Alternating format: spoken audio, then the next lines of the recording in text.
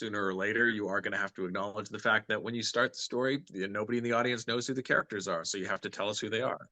And at the middle of the story, we want to see things getting a lot more chaotic and committed to the plot line. And the end of the story has to be the most exciting, tense moment in the thing. You can, I suppose, put the most intense, important, stakes heavy thing in the middle of the movie, but the last half of your movie is going to be weird. It's going to feel slow. It's not going to be entertaining and engaging.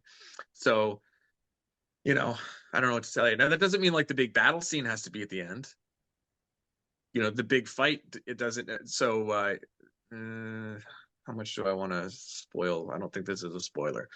The movie Heat, probably the biggest action scene in Heat is not the final action scene in the movie, right? Like the big bank robbery scene in the movie Heat is the biggest one, but it's not the most dramatic one, because the most dramatic moment in that movie, this is definitely not a spoiler. It sounds like one, but it's not. The most dramatic point in the movie is whatever the final confrontation between Al Pacino and Robert De Niro has to be. And it's not a spoiler because one's the good guy and one's the bad guy, and they're the biggest names in the marquee. And you know that it has to come down to them.